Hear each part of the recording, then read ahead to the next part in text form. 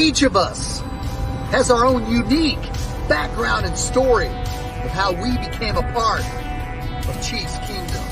Our reach is far and wide, with fans all over the world cheering on our Kansas City Chiefs. Everyone donning the red and gold has figuratively signed that mutual agreement and come together for one common purpose. For 76,000 of us at a time, to descend upon Arrowhead, man our stations, let out our loudest battle cry to the tune of 142.2 decibels, and make that stadium rock until our opponents beg for mercy. We are unrelenting in our pride for this city, these players, and this team. This is the show for the Allies, Arrowhead Allies.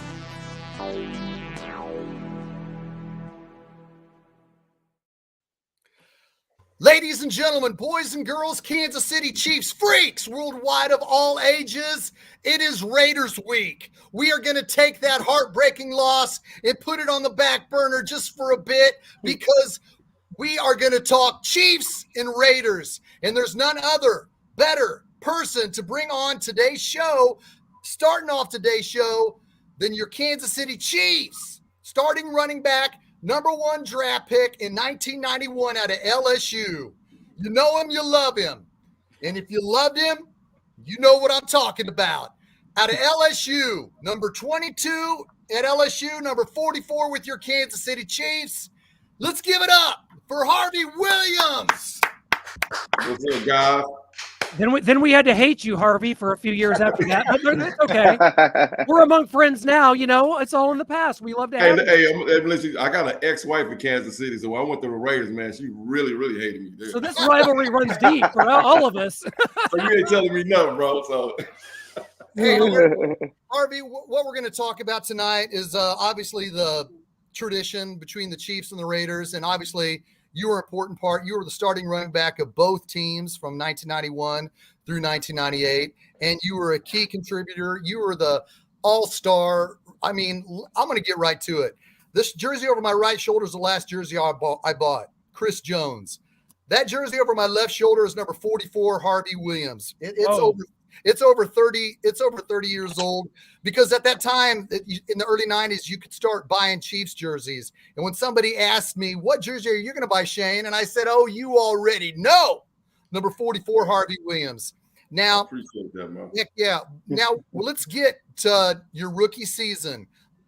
4 weeks before the Chiefs played the Raiders for the first time in 1991, on Monday Night Football, ironically. Let's go back to early in the month of October when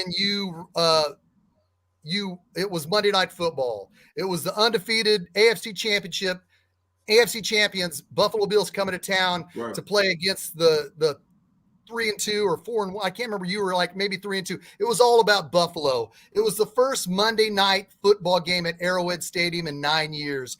And as a fan, Harvey, I speak for 78,000 fans in attendance. There was a magic in the air. There was an aura in the air that to this day, when you go to Arrowhead Stadium and it's a sellout crowd, you feel what you felt in early October on Monday Night Football when the Chiefs played the Buffalo Bills. And what you and the rest of the Chiefs delivered that night was magical.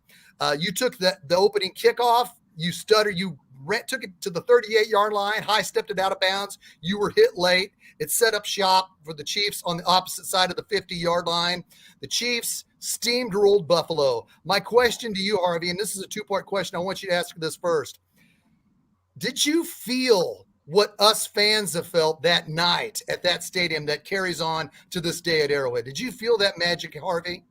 Yeah, we felt it the whole week going into the game because, they had big bad, Jim Kelly and Thurman Thomas, and Buffalo was picked to win the Super Bowl that year. So, it was Monday night, and we had to let everything hang out and do our thing, man. The guys were pumped up, and like I was telling you guys earlier, man, that 1991 team, that team was good enough to win. The 91 and 92 team was good enough to win the Super Bowl, but it was electric that night.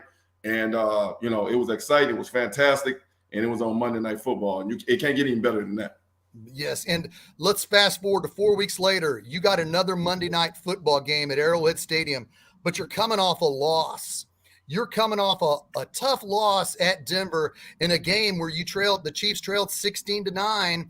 Then on second niches at the 15, under 5 minutes left, you bust off a touchdown run and ties it up.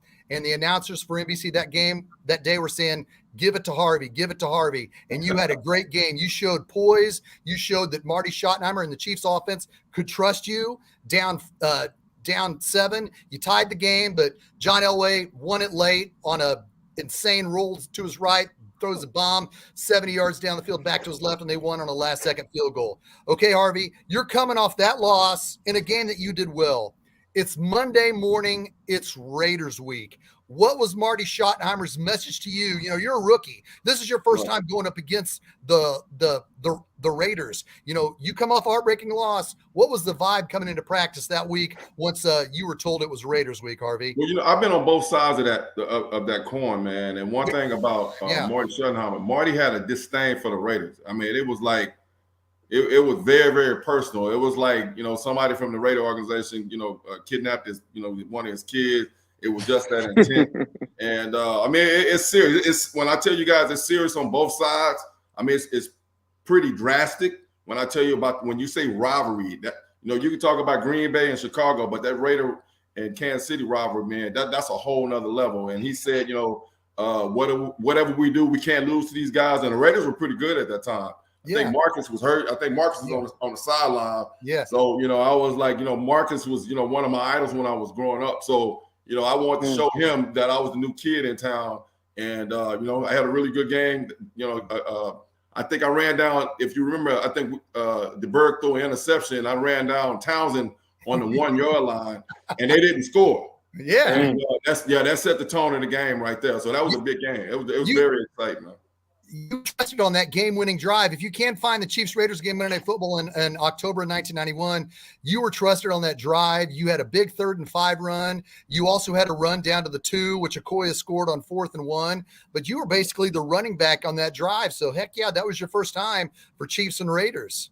Yeah, and I'm still to this day, man, I don't know why Marty wouldn't let me get on the football field, you know, my whole career at LSU, man. I still have a bad taste, you know, in my mouth about that. But it is what it is. But like I said, man, I had a lovely time in Kansas City. I'm still a Kansas City fan.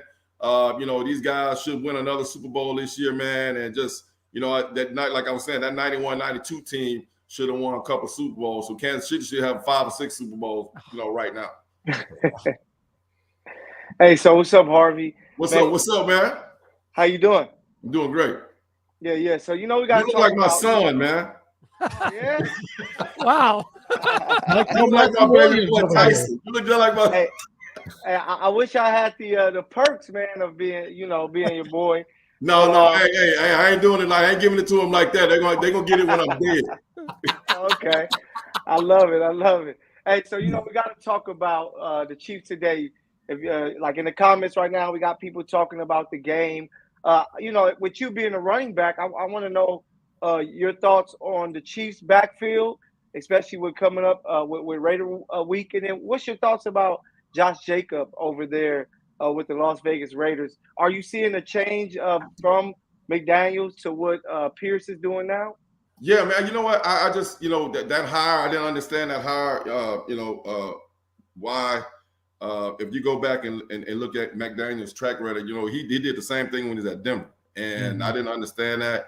And man, the Raiders are very, very, very talented, and for them to you know be going through the things that they're going through this year, so I think that fireman was a good thing. I think Pierce is going to do his thing. He looks like he's a player's coach. I would want to play for him, and I think you know if they can give him a chance to see what he can do this year and do next year, I think they're going to be okay. And I think the rivalry is going to be a good game this week, man. It's going to be a very good game, and you know, so we'll see what what happens. At the end of the year when it comes to the Raiders. What's your thoughts on Pacheco in the backfield there with the Chiefs? Because it seems like even in yesterday's game that, man, he needs to get more touches. They need to find a way to get this guy the ball more, but for some reason it isn't happening. What's your thoughts on Pacheco? When you got Mahomes and you got you know the tight end Kelsey, man. I mean, I like the way he runs. He's a little guy that runs violent. He runs big, and I like when he gets his knees up.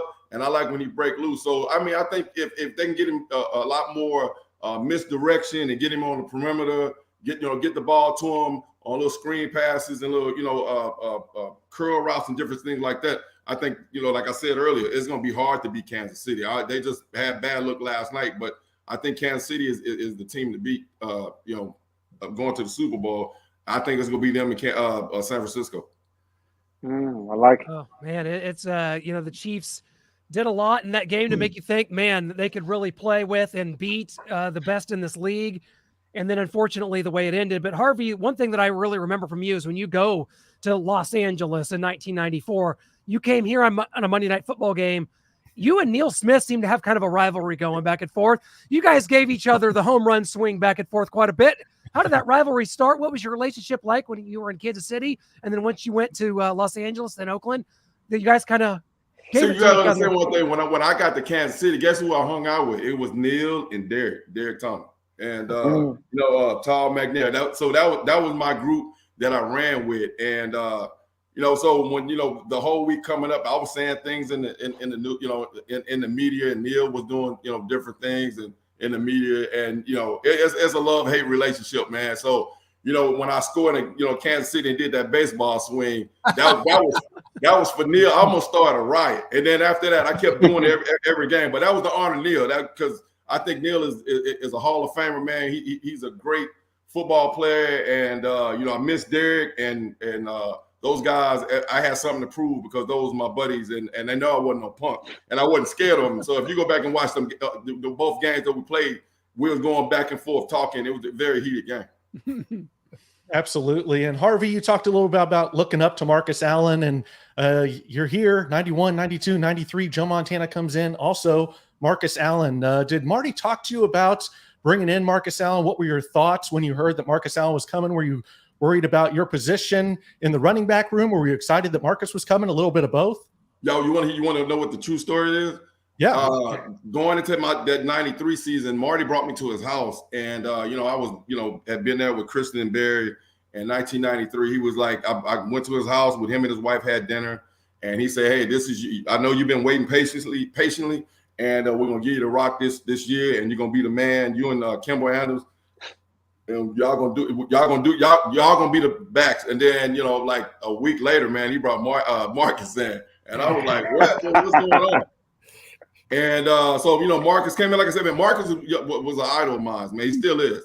And he came in, and Marty just wanted Marcus out there with Joe Montana, and I can understand that. So they were both both Hall of Famers, both legends, and I was a young guy, so I guess if that's what Marty wanted, so that's exactly what we did. But it's nothing to say that my career wasn't good in Kansas City. I just didn't get that opportunity.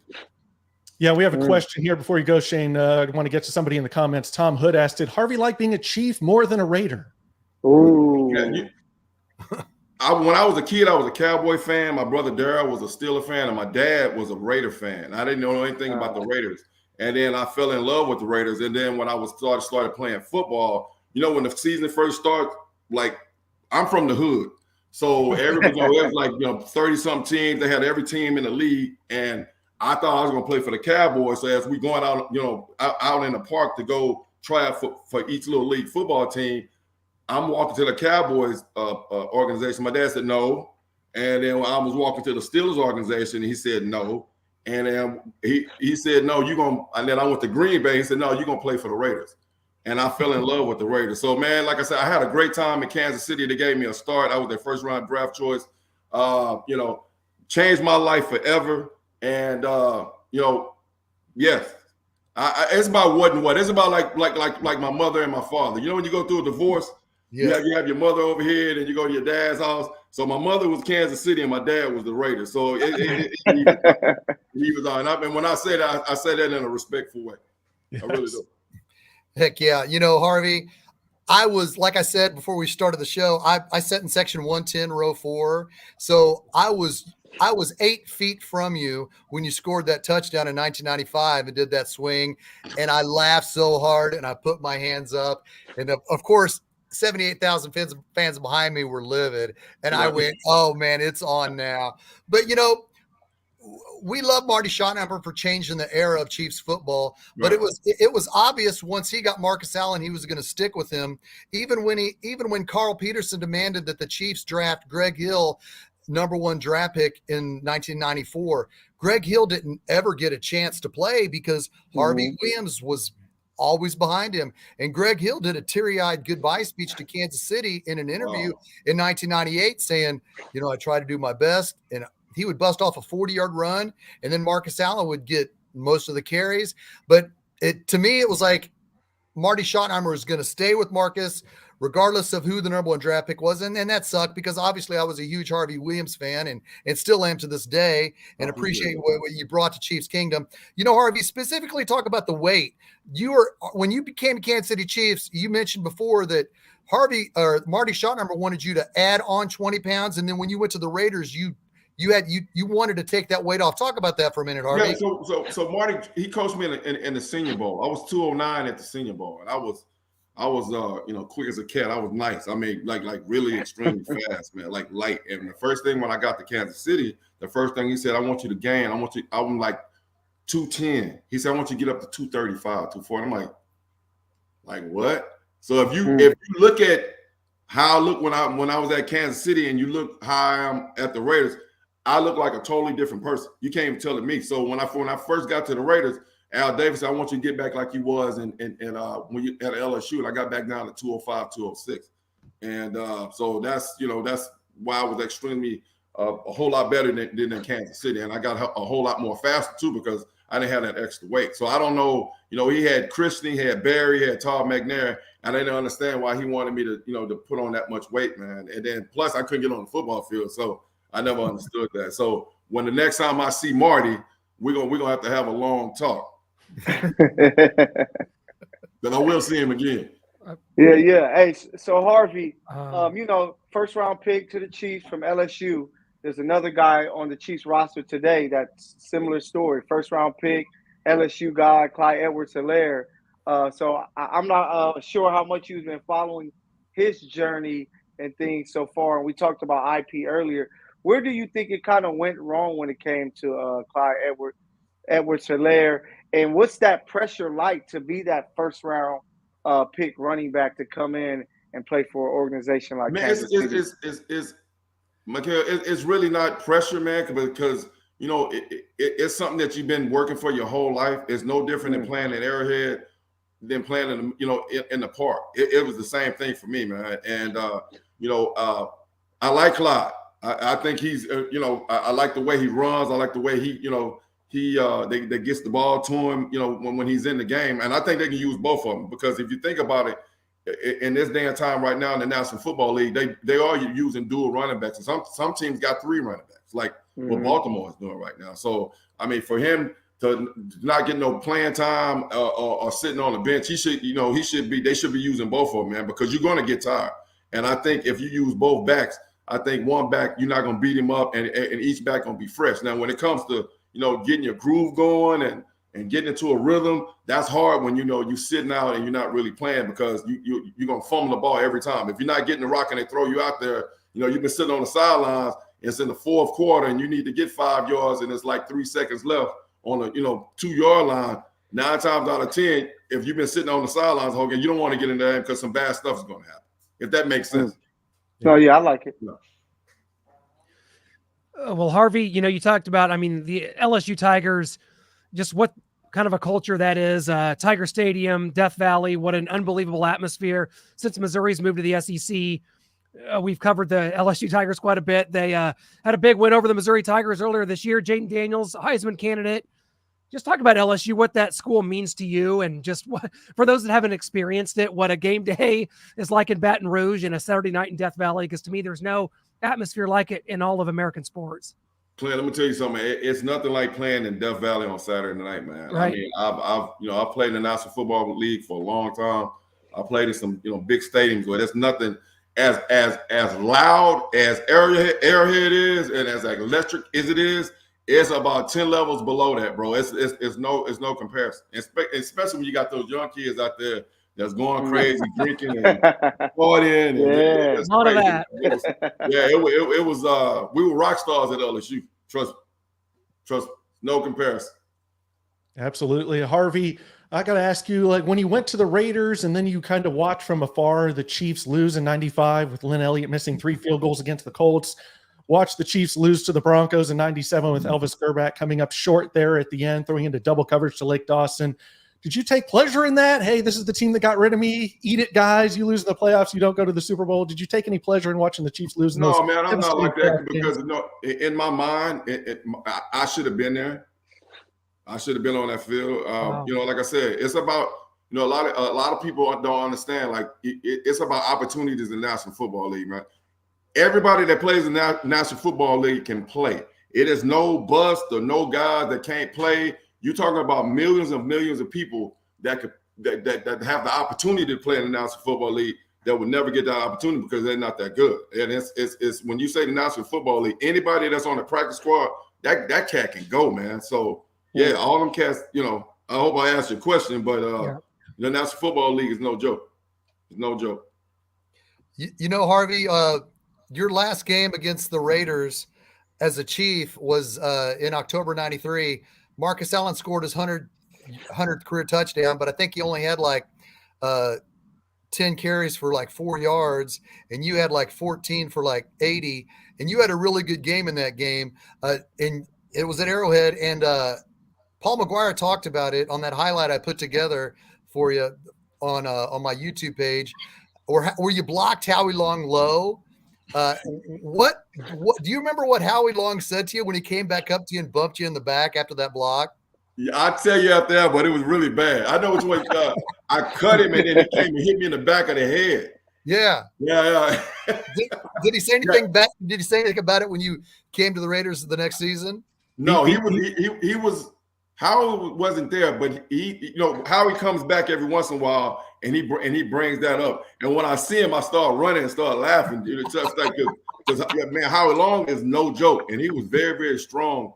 I think I don't think it was that Monday night game, but I think it was like on the 1 or 2 yard line. I was running, and he was on the ground and grabbed me one hand, and you can feel the strength because I could feel my tendons and my ankles were about to explode. That's how strong this dude was, and I'm my lower body was very strong, but how long is very strong, but he said some really bad things to me during the game and after the game. Yeah, the whole time because he was trying to get me, so I had to keep my head on a swivel the whole time doing that game.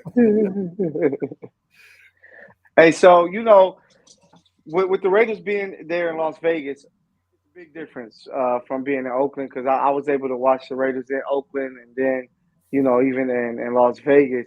Have you been able to, Harvey, to get out there to Vegas to check out the Raiders? And do you think, they're going to have some type of advantage at all? Because it seems like that whole attitude has changed since McDaniels has left. Like Pierce has brought a different spark to the team, to the fan bases. Like out here in LA where I'm at, you didn't hear Raider fans for a while. Now they're actually talking up like they have a chance to beat the Chiefs. So I want to know what you feel about just the change and just like them playing in Las Vegas so far.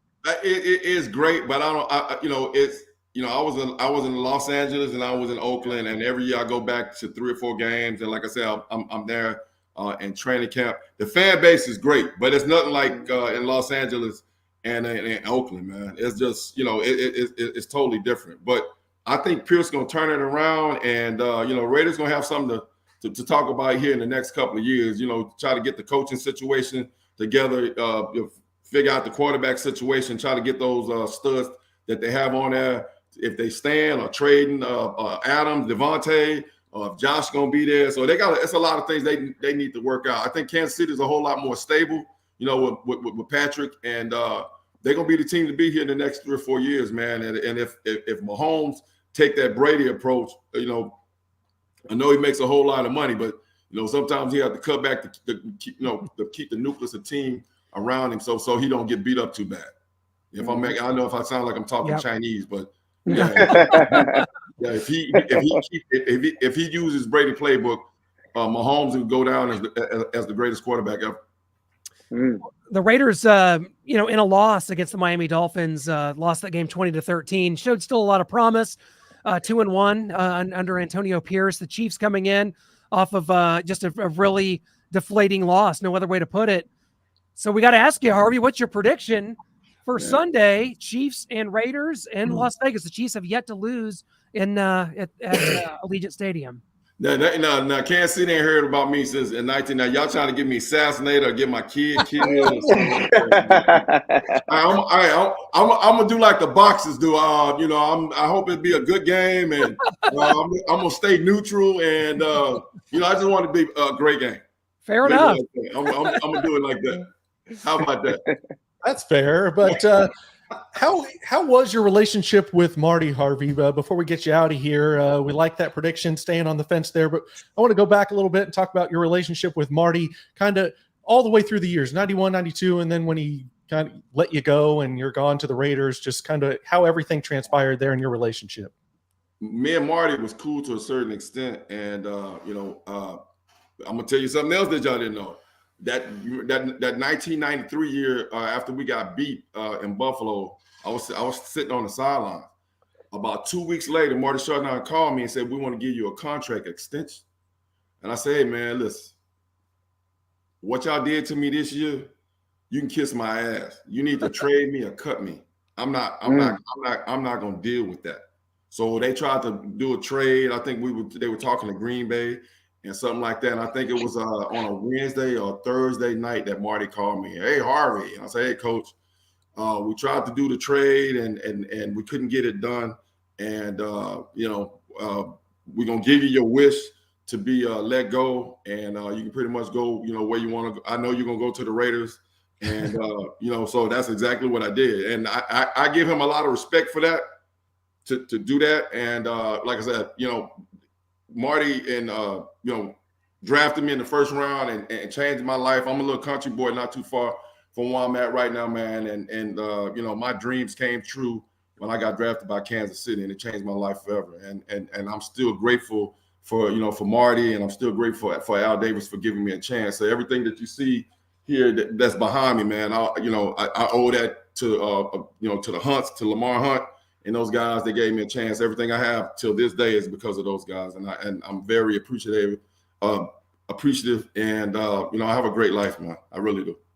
Shane, you started us off. Shane, finish us up here with Harvey. Give us your last question here. Harvey, this has been really, really cool. We love having you on. I appreciate you coming on, and we'd like to have you on again. Oh, baby, it's been a blast, man. Hey, my wife is sitting here staring. I want you to see this. I want you to see the trophy, the jersey right here. Come. Yeah. Let's come here. Let's come here. Oh, hey, I'm married to a man, so don't y'all flip out, okay? Okay. Wow. This is my wife, right? I just want you to see the jersey. Oh, wow. Hello. Hey, everybody. Hello. Hey. Welcome. Shane, tell her when I signed that jersey. How many years ago? It was first week of October 1993 when you were starting running back for the Kansas City Chiefs. Harvey Williams, baby. Your husband's awesome. We've been fans of his for a long time. I'd be able to make it bigger here so you can see the jersey even better there. All right, now get up. Move. How long have you guys been married? Huh? How long have you guys been 12 married? years. Wow, awesome. Oh, congrats, I met her at a gas station. But hey, Harvey, man, wow. That's where we all meet them. Harvey, that's interesting. I can't thank you enough. And like I said, we'd love to have you on again. I appreciate it, guys. As the Chiefs and Raiders, continue to play. We'll definitely keep in contact through text and Instagram and whatnot. I'm glad you liked the video that I put together for you. It shows a lot of all your great highlights with the Chiefs and the Raiders. Once again, ladies and gentlemen, that is the Kansas City Chiefs starting running back and the Oakland Raiders starting running back, Harvey Williams. Let's give it up. I appreciate you, man. Noah, Michael, Shane, and Clint. I appreciate it, guys. Harvey, we love it. Thank you. Love you It guys, was the man. best, man. Thank Thank you you so so much. Have a much. good one. Absolute honor. Take care. Excellent. That was Dude, Harvey Williams, and a Shane, lot. you orchestrated that whole situation. And, I had my doubts because I hadn't seen Harvey do anything. He's a polished guy, man. He knows his stuff, but I hadn't seen him. He's never done anything.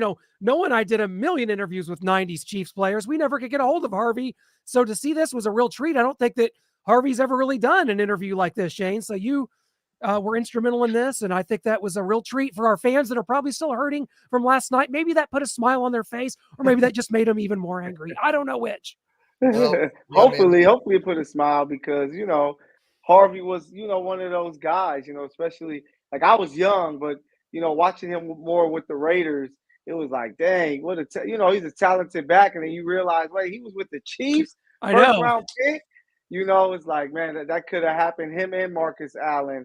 But, it's interesting the fact that him and Clyde has almost a similar, background. LSU guys who are first round picks who may have a short stint with the team. But, yeah, it was really dope to have Harvey on. Yep. Absolutely. And just kind of like you mentioned, the similarities there from LSU. I wish we could have got him for our film clip, but I did send it to him. We were talking a little bit before, and he was like, man, I want to see that. So I sent him the film. That hurts, actually, because I'm glad he wants to see it, but we could have sure used him. Yeah, for sure. That would have been awesome. But man, it is Chiefs and Raiders week. I'm finally out of jury duty, thank God. Oh, hey, yeah. It was my birthday. It was my birthday last week. Yeah, and we didn't even get to wish you happy birthday on the show because you weren't here. Fellow jurors bought me a fellow juror brought me this ring. They wanted me to wear it on the show, so this is to them for buying me a birthday cake during jury duty.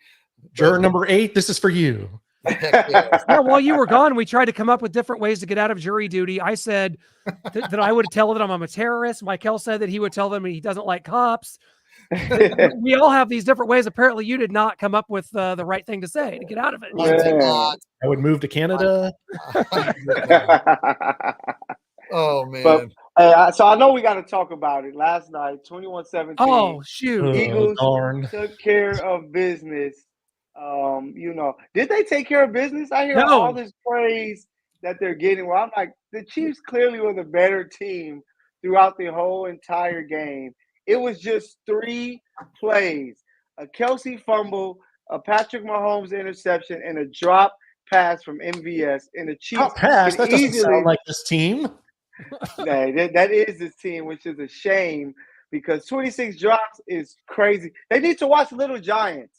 They need to go to the grocery store, throw them some toilet paper rolls, and let them start there so that they can catch the ball. But it's just inexcusable, man. These guys are the difference. Between the Chiefs winning the Super Bowl this year and the Chiefs not even making it to the Super Bowl. Oh, darn. It's who's going to step up in that group. And some of it is coaching. I still think it's crazy that they're playing 5 or 6 receivers. They need to pick their 3 to 4 go-to guys and say, you are the guys that we don't have to. It's like, who do you pick? I just pick any names out of a hat. I got 4, but you got it, Shane. Mike Hill, everybody is up for criticism, from Matt Nagy to Brett Veach to the wide receiver coach to Andy Reid. When you are not only leading the NFL in drops, when you are dead last at scoring points in the second half of 32 NFL teams, that's shocking. That's not. We could have had 3, but Andy said no and decided to punt from the 39, which is crazy.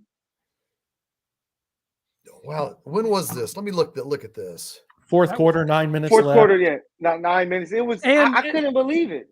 And the punt netted 19 yards, so that was exciting. Yeah, that was a questionable call, but it only shows, it only brings up the question: has Andy Reid lost faith? Because in years past, 4th and 4 at home, leading by 3 with 9 minutes left, and your defense playing solid, I think you would go for that. So there is a concern across the board where the Chiefs currently stand now.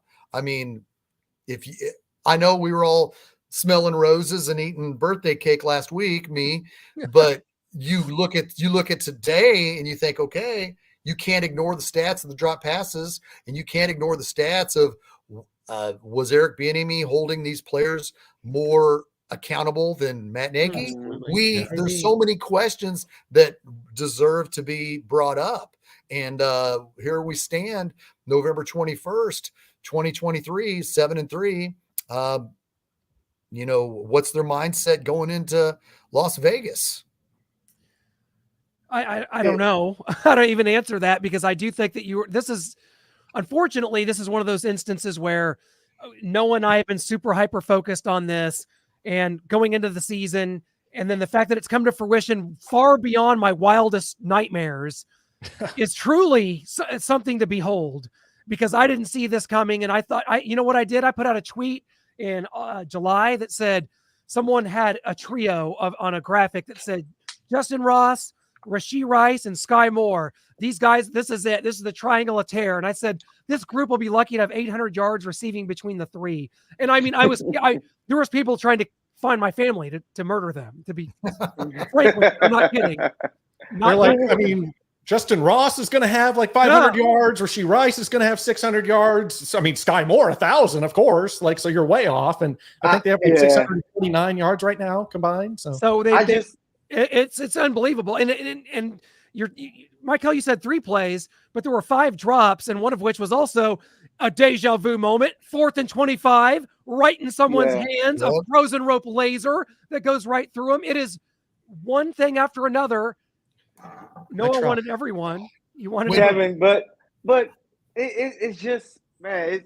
I just think like the receivers can't really get into a groove. Like if you see Rashee, it seems like every time Rashee Rice catches the ball, he's out the very next play. Like why not keep that guy on the field I do agree for with that. 80% of the plays? Like I will honestly say, yo, you are our Juju Smith-Schuster this year. He's a big body. I can catch the ball. He's breaking people's ankles out there. You know, why not make sure that he's on the field more? We know who our deep threat guy is. It's Justin Watson. He's a deep threat guy. He's the guy you look for. There's no way he should have 11 targets at all and many different slots. He is a deep threat guy. Keep him at that. And then with the third guy, you see what Tony is doing on special teams. Why not get him out there, play more of a traditional wide receiver spot? You got your gadget guy, McCole Hartman. But go with those 3 guys and figure it out from there. But they keep switching it off and bringing on MVS and, you know, Sky. If these guys aren't getting open, pick 3 and let's see what happens. Well, guys, we had a live look at Chiefs fans exiting the stadium last night, and they were directing their message towards Noah and I. And let's just go to that clip right now. And it's okay. We got your guys' back. It's okay. We won't hold this against you. We didn't listen. We didn't listen. We didn't listen. We didn't listen. It's okay. Michael, you and Shane are involved in this. You and Shane didn't want to listen either, and so that we appreciate you willing. Brett Veach is Brett Veach. An apology. That's all I want. Where the Chiefs currently stand, going into the season, Brett Veach has earned the benefit of the doubt. You know, when you coming off 2 Super Bowls out of 3 seasons, he has earned the benefit of the doubt. I know not to you, Noah, because you wouldn't have traded Tyreek Hill, but he's earned the benefit of the doubt. In spite of the receivers last year, they got even worse. We tried to warn everyone, look ahead, look what's coming down the pike, everyone. No, we're fine, we're fine. Well, you got Travis Kelce. Now Travis is 34 and wanting to retire at the end of the season. He's telling the Wall Street Journal. Is this the beginning of the end? Can I say, but the only reason why I say that, the Chiefs receivers actually, other than one catch, the difference was a catch. Devonta Smith made his catch. MVS dropped his. If MVS catches that, the Chiefs receivers outperformed the Eagles receivers. Like, they clearly have enough to make it happen. Guys are just going to have to step up. And it really comes down to the coaching. Throw this up again, I guess. These are the guys. Yeah, but I hate to say this, Clint. If Sky Moore and Kadarius Toney catch we should be 10-0 here. We're 7-3, the 3 losses, all because of the wide receivers. Oh, and then that's going to happen in the playoffs. If they just would have caught it, we would be in the Super Bowl. Darn it. See, that's where Shane, that I don't give Brett Veach the benefit of the doubt in this case, in this one case. I mean, he built a Super Bowl defense last year. I'm not taking away Super Bowls. That's not even on the table here. That's not fair. But I do think that this is where we're at. We've set our own expectations. This team has set it for us. It's the Super Bowl, and that's where we're at. And when it doesn't happen, you look down the pike and you say, hey, how might we not win the Super Bowl this year? Well, we should have known before Super Bowl 55. Man, this offensive line just might not be able to stop this defensive backfield of the Tampa Bay Buccaneers. We're getting out in front of it again. And now, not only that, slowly but surely, the generational talents that John Dorsey drafted are dwindling, are gone, or older. We're about to say goodbye to Travis Kelce. He wants to retire. He's probably, after last night, he looked despondent after the game. He told the Wall Street Journal he's thought about it already. Is this the Let's end? just go to that. Let's go to his clip after the game. My fumble. How would you diagnose just what's going on with the offense otherwise? I got to be better. Just not playing up to the level that I have in the past. I got to be better. Any adjustments the Eagles did in the second half to sort of disrupt things? No. Turnovers and penalties on our half. It's nothing that they did.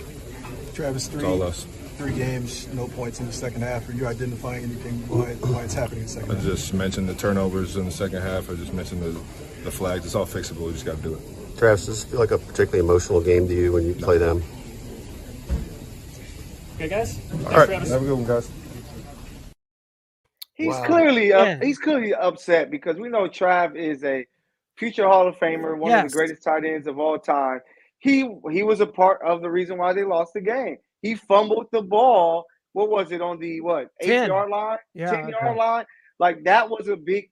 The Chiefs go and get a touchdown there. It's a different game. Patrick Mahomes doesn't underthrow the ball to Justin Watson, and even if it's incomplete, you end up with a field goal. The Chiefs win the game because the defense played that well. So when you look at it, that's why Kelsey is like, man, he's really upset because he's like, we lost it. We're better than them. We should have beat them, and we lost this game because I fumbled the ball, Pat threw an interception, and MVS dropped the ball. So if the Chiefs would have lost 34-10, then we would have a whole different story. Right. But when you beat them in every facet of the game, you're supposed to win. It was just one of those games that the Chiefs just let it go.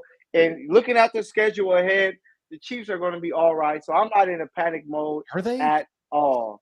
You know, I'll say this, and forgive me if I sound politically incorrect. Can't have that here. Come on. Canceled. Well, what I'm saying is, in 1996, the Chiefs had issues, but they were 9-4. Their best wide receiver during that stretch was Sean LaChapelle. And I thought to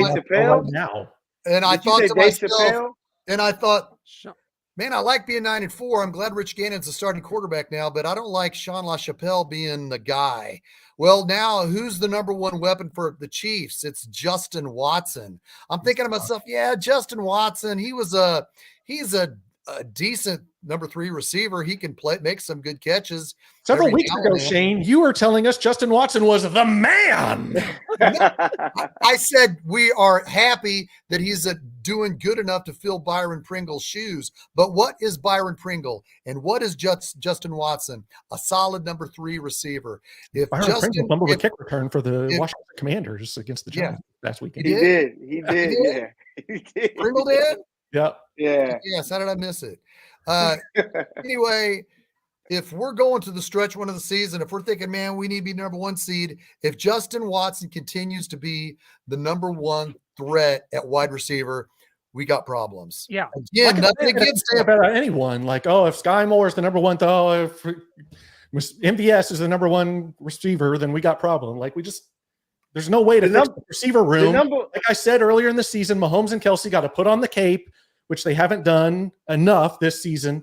We're 7-3, but they've got to put on the cape even more so than last season and carry us across the finish line. Luckily, they have a really good, stellar top 3, top 2, maybe the best defense in the NFL to help carry them across that finish line that they really didn't have last year. This defense is playing out of their minds.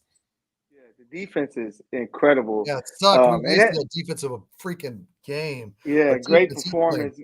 But can't give up 14 points in the second half when you know your offense is not going to score any points, though. That's one thing against the defense.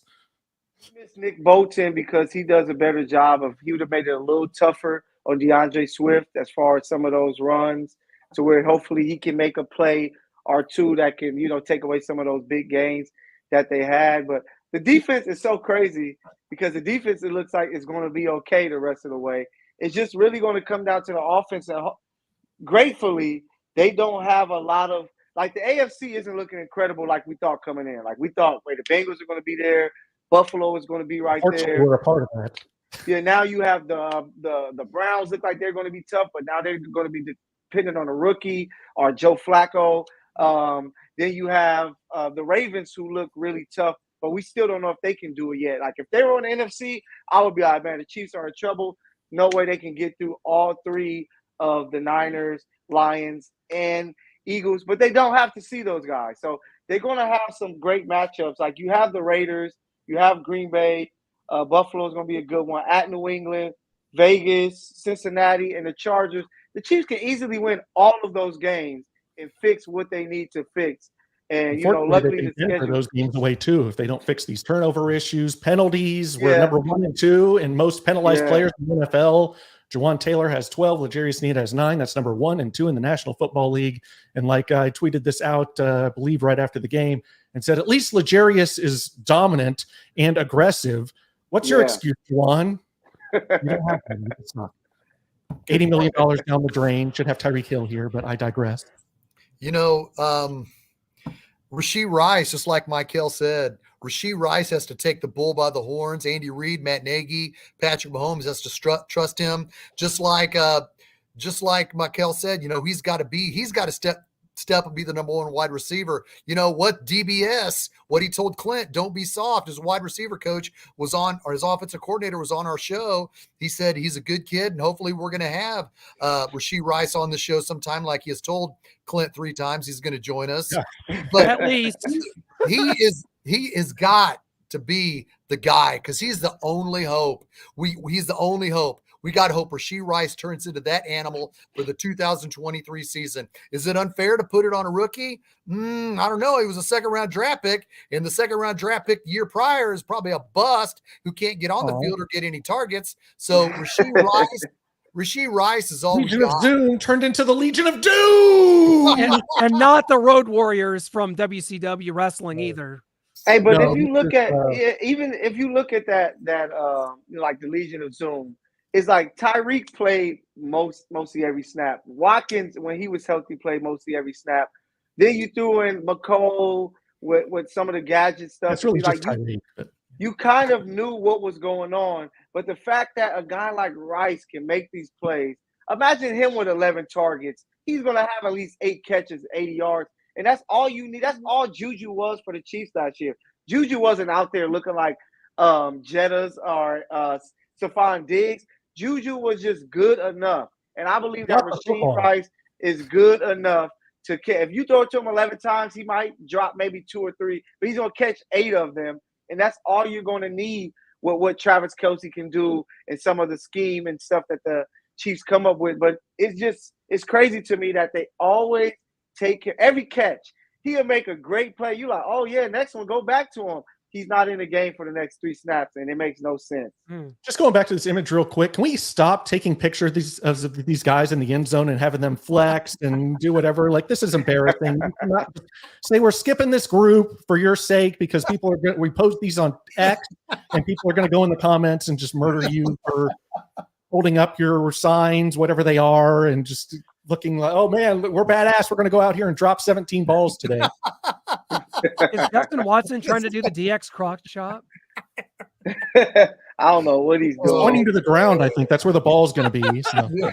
Well, hey, so tell me this: when do we question Mahomes? Like, when do the coaches say, "Hey, I know you love Justin Watson, but man, you got to look towards some other guys because he's sometimes going up against the team's best corner, and he's still trying to get the ball to him." Where I'm like, man, you got to find – it was some plays where Mahomes went deep where I'm like, why you don't dump it down to, Pacheco and let him work? Because I think that we're going to have to get more out of Pacheco in the passing game, running the ball if the Chiefs want to, win these games. But I'm just happy that our schedule doesn't look too crazy. I think that they're going to figure it out. But right now, as a Chiefs fan, it sucks. It sucks. It sucks. Especially when you drop a ball like MVS did. I don't know that the schedule matters for a team like the Chiefs are right now. The other teams are looking at them like, ooh, the Chiefs are coming in here. They're not going to put up many points if we can figure out a way to get into that end zone. 5.9 points in the second half, 9% drop rate, the worst in 10 years. The Chiefs got 0 yesterday. They didn't even get to the 5.9 that they've been averaging this season, which is pathetic. 5.3. I mean, you go to the Raiders. We're going to do our predictions here in a little bit. I don't even know what I'm going to pick right now. I don't know what happens when you go to Green Bay. What does that look like? What does New England look like? What does a game against the Bills look like? You're not beating the Bills, putting up 0 in the second half, turning the ball over twice. You're not beating these teams. That's not going to happen week in and week out. This team's going to be somewhere probably 13-4, 12-5. Is that going to be enough? I don't know. We'll see. Does that mean that you can't be the 1 seed or that it matters if you're the 2? Probably not. This team has an excellent chance to go win the Super Bowl, but there's people, you're seeing them. They're kind of hopping off the wagon. And in the second half, I'll tell you where this came for me, guys, where I know things are slipping away for me and my just thoughts about winning a Super Bowl is when the ball leaves Patrick Mahomes' hands. I used to think, what magical thing is about to happen? And now I immediately say out loud, this is going to be hilarious. Like the guy in Happy Gilmore, before Happy tees off for the first time when he's outside his grandma's house, he's like taps and goes, this is going to be hilarious. And that's what I do. I've lost faith in what this offense is, what's going to happen on the other end of it. That is like telling me, a guy pulled me aside when I was 7 years old and said, you know, that pro wrestling stuff you watch, it's fake. And I was like, what are you talking about? Like Hulk Hogan just beat the earthquake, like with a leg drop. That's what's happened to me. That's what has happened with this offense. And that includes Patrick Mahomes too, because when the ball leaves his hands, I know it's not going any, as Noah would say, nothing good. Well, let's look at, we have to look at this game specifically coming up. And you hope that with the coaching, they can get these guys to forget about it. You know, we're going to doubt and we're going to speculate and we're going to hope and pray that somebody learns how to catch a football besides Rashee Rice. But it is troubling. What I want to say also is that Andy Reid is showing more fire on the sidelines, yelling from the sidelines to his players that was shown last night that, quite frankly, I haven't seen that much. He's shown some disappointment throughout the years, like in 2016 when Travis Kelce got kicked out. You saw him yelling at him, but you saw a lot of unhappiness, a lot of stern face and disgust from Andy Reid to Justin Watson when he ran that wrong route in the third quarter. That's on Andy Reid and Brett Veach for having him here and not taking this receiver problem more seriously. So they made their bed, they can lay in it. Yes, that very well may be the case, but also, and you're going to think, oh, that's the optimistic way to look at it. We don't do this around here, Shane. Listen to me. Dude, I take heed to what you say, and everything you put out, my stats to back it, so I'm not knocking you, Noah. No. I'm just saying the Pittsburgh Steelers were the team of the 70s. They won 4 Super Bowls. There were 6 other years that they didn't win the Super Bowl. The team of the 80s, who was that? The Niners. How many Super Bowls they win? 3 or 4, 5, 4.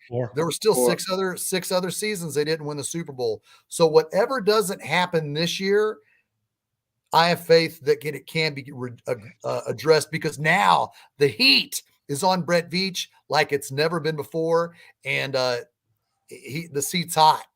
But if we don't win this year, it's a little sad, seeing as how Clinton and I saw this coming, and we're like, what's the reason why we might not win the Super Bowl? The receivers. And if that ends up being the case, they should have listened to us.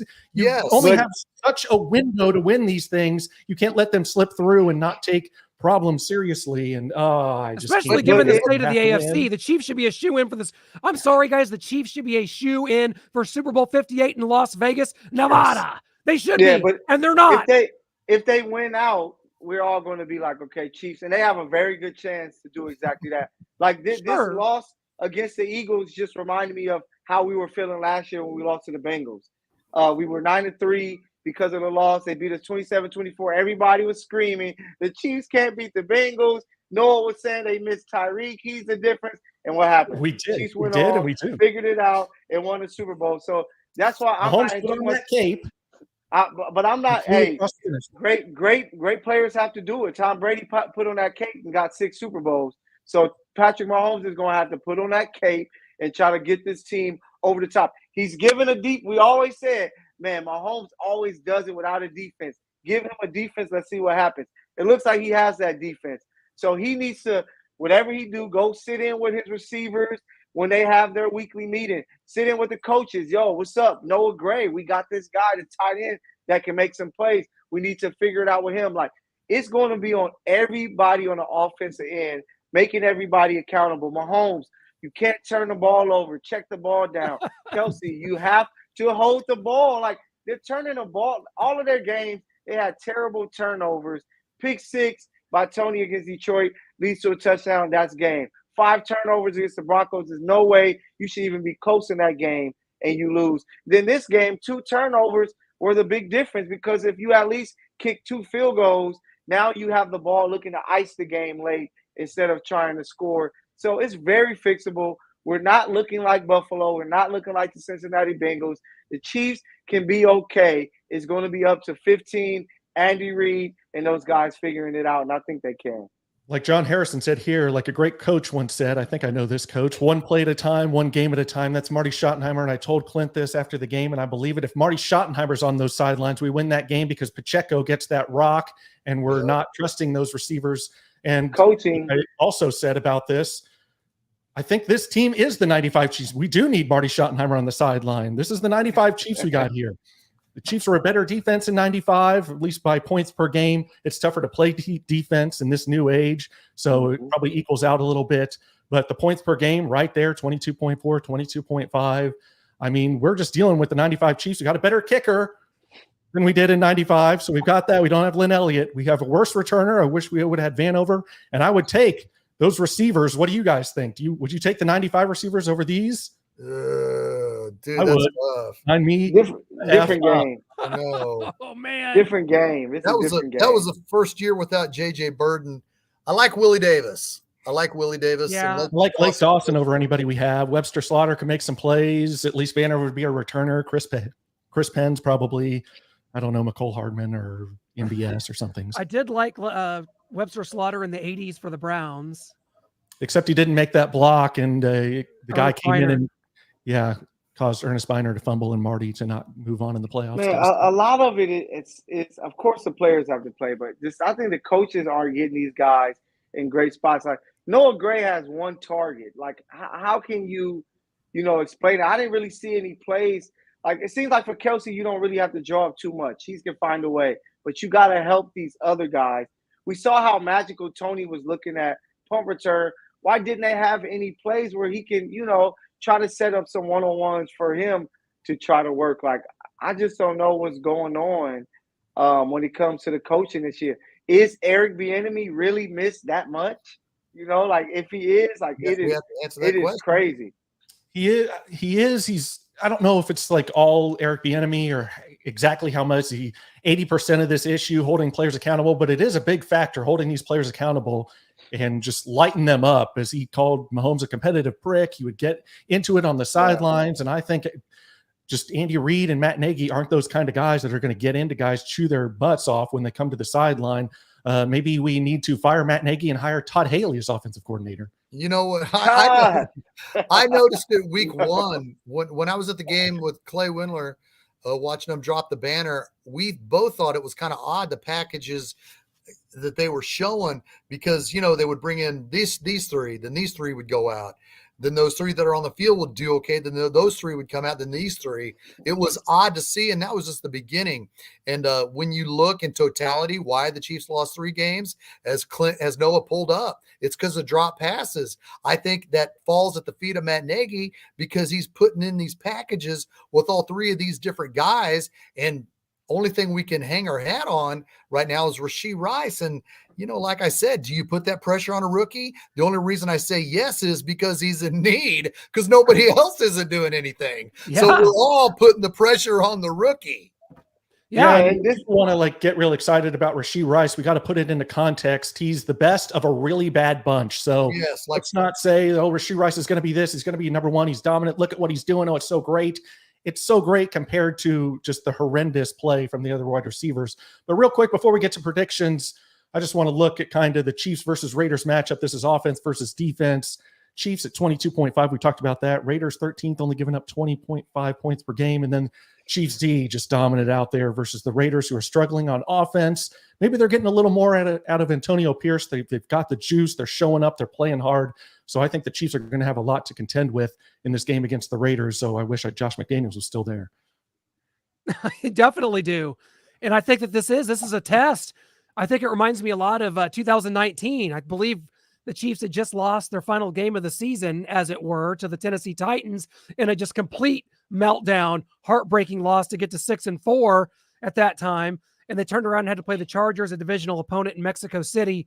And it was a very ho-hum, a Dan Sorensen game. Yeah, you remember those. There were times where Dan Sorensen had to bail you out. And I think that you could be seeing something similar here as the Raiders are showing up. Aiden O'Connell, just by the look of him, he doesn't look like an individual that could step on an NFL field and cause much damage. And I hate to just judge someone based off their looks. He just doesn't look like an athlete, someone that could really lead an NFL offense. And their offense has struggled, but their defense has kept them in games. They were in it with the Miami Dolphins. We saw Tyreek Hill make an unbelievable play, one of those he's gone plays. But for the Chiefs, this is going to have to be one where you weather the storm. Like Shane said, there's going to be doubt creeping in. We're already throwing out a lot of complaints. We're criticizing. This is a circle the wagons kind of game. And it seems like Andy Reid and the staff really excel in these. We will know something's really wrong if this team does not right the ship and win this game on Sunday at 3:00. You're going to know something's really off and really wrong, and you could start making alternative plans for February 11th. Go ahead, Mike. I'll let you go first. So with this game, I think that the Chiefs, they see everybody, all the media talking mess and talking all this and that. I think they're going to have a big game, 31-17. I think the Chiefs, the defense is going to go out, cause some turnovers, play some. It's Aiden O'Connell. You know, maybe if it was a hot Jimmy G playing with them and they were making things happen, I would be a little more worried. But I think the Chiefs are going to be fired up. Andy Reid said it. We work on stuff for these teams all the way back in OTAs. So the Chiefs are going to be ready to go. But I'm just hoping that they can say, you are our 3 to 4 receivers. You are the guys getting all the snaps. Rashee Rice, Tony, Justin Watson, let McCole be the gadget guy. If a guy gets hurt, then you bring in somebody else. But at least see what you got by force feeding these guys the reps. Because something that Harvey said earlier was that if you're a running back and you don't really get the touches, you go in a game, you get hit, you fumble easily because you're not ready. It may be the same for receivers. I can't really get everything going because I'm always running in and out of the game. But I think Chiefs dominate this game 31-17, and they're going to be ready for Sunday night against Green Bay the following week. I got to go, Shane, because I was sitting here thinking about a score, and Mikel's done it to me again. He went first last week, said 27-24. That's what I predicted. I'm sitting here thinking, I'm going to go off the wall here and give the Chiefs the benefit of the doubt that they're so pissed off they're going to come out and win this game 31-17. So when you said that, I made this big motion. I'm just like, that's impossible. You can't do it 2 weeks in a row. You're stealing my thunder. 2 weeks in a row, Mikel, and I won't have it. But we've got Tom here talking about, I think it was Tom. I'm a fan of Tom Hood, by the way. And this was a great week for DDT to be in here, and he's not here. I know, we're missing him. But Tom said our wide receivers have a don't throw it to me mentality, and I believe that. But it's also funny to hear that because everyone wants to get on George Pickens. He has a throw me the damn ball, get in his receiver's face, kind of sulk on the sideline. Oh, we don't want that. Yeah, we don't want a guy that wants the damn ball and is so talented and makes all these great plays. We want these guys that have a don't throw to me mentality. You can have your Sky Moore. He's got a great smile. Nice kid out there, but talent-wise, you just don't have it. So I'll take the malcontent George Pickens all day. Okay. So are you sticking with 31-17? You're going to give the Chiefs 31 points, Noah Groniger. I am. I'm just seeing Kelsey. I know I'm going to regret this. I know I'm going to regret saying this. Yes. How pissed off they are and how Kelsey was so despondent after that game. I don't think they like the talk that's going to be talked about them all week long and all the doubt that's seeping in. So I think they're going to respond big time, 31-17. Give me 23-16 Chiefs and kind of a ho-hum game, kind of a, just to get by, like in the movie Office Space where the guy said, how do you feel about people that only do the bare minimum? That's sort of what this is going to be on Sunday with the Chiefs getting by and winning at 23-16. Extending, the Chiefs' record against the Raiders, guys. I believe I had the number. I think it's 47-23 since Marty Schottenheimer arrived in Kansas City. It is not. Oh, thanks, DDT. That's Speaking of the devil, and the devil shows up. Man. DDT, too bad your quarterback can't throw. But DDT, I'll kiss your boots if you can do it. But the Chiefs win 23-17. Shane, please, I need you back. We didn't have you last week. Could you map out one of your great scenarios with a corresponding score? Just put me back in that mode. Here we go. The Kansas City Chiefs came off a heartbreaking loss where their entire wide receiver GM, offensive coordinator, head coach, quarterback is questioning the direction of these guys that are supposed to be solidifying Patrick Mahomes' greatness, but they're dropping footballs. But yet there was one NFL expert going into this Sunday's game. He's got a killer beard and he's from Harvard. He works for Amazon and he does their pregame. You know him, you love him. Ryan Fitzpatrick. He has been saying for the last 2 weeks, there's some things I'm seeing from the Chiefs I don't like. They need a loss to wake them up. Last Thursday, before this game, on Thursday Night Football on Amazon, Ryan Fitzpatrick said it again. He said the Chiefs need to lose Monday to get woke for a awakening. The Denver game didn't, I guess. Yeah. Okay, that's cool. Yeah. So he said it again. Ryan Fitzpatrick has been saying this the last 2 weeks. The Chiefs need to lose. We need another one. We need one more. Say it again for the Raiders game. Here's the loss that Ryan Fitzpatrick called. The Chiefs need to lose to the Eagles in a way that rejuvenates them, that wakes them up, that brings them back, that gets them on track. And I'm going to go with Ryan Fitzpatrick. Hopefully this loss to Philadelphia got them on track. I'm going to have to follow him to see if this was the loss he was looking for, because he felt it. He felt the Chiefs needed to lose this game. So I'm going to go. The Chiefs are going to have this reawakening that Ryan Fitzpatrick has longed for the last 3 weeks. And they're going to go into the Las Vegas and win 34-20. Got 3 guys giving 30 points to an offense that can't score. We are insane, Michael and Shane. No, I think one that is the only sane person on this. I think the defense is going to be able to force some turnovers to give them. They scored 31 against the Chargers, 41 against the Bears, so they can do it, especially when the defense can make some plays. And the Raiders, as much as we want to give them praise, their quarterback is Aiden O'Connell. Like, I don't get why everybody's going crazy like Antonio Pierce. Because when he was at Purdue, I used to bet against him, and he would always beat me and ruin my parlay. That's why. Yeah, but he's not at Purdue playing against Indiana or somebody like that. So he's going against the Kansas City Chiefs, whose defense is playing some great football. Those guys, believe me, they know their offense needs to get it right, but the defense is still like, man, there's a couple plays that we let go that if we make happen, we dominate that game, and everybody's talking about us. Now we get this rookie quarterback who has a Avante Adams who's 1 foot in, 1 foot out.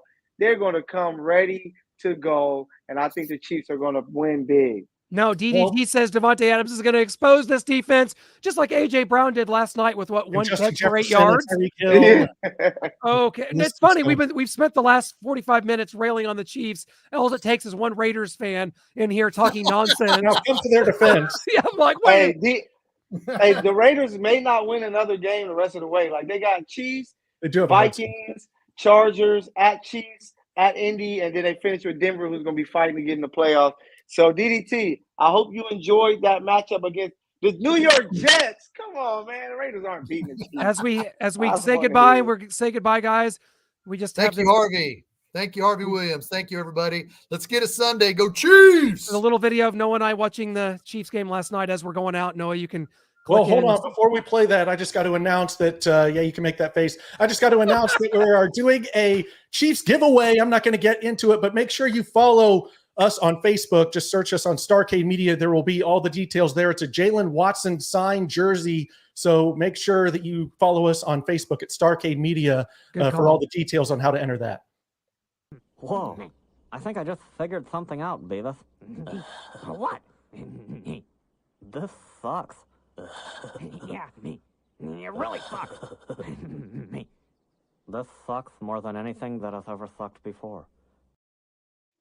Hey, before we get out of here, for all you Chiefs fans who's giving MVS a hard time, I hope you were saying the same thing when we played against Cincy and he had the game of his life. So it's just one game, one play. Also, he has a charity softball tournament coming up in June. Who's going to tell him that he won't be a member of the Chiefs and it's going to be very awkward? Yeah, that may be weird, but hey, there's still a lot of season left. He's going to make a play or two that's going to have fans we need him quiet. So Flynn is left. We are desperately out of time. Go, Chiefs!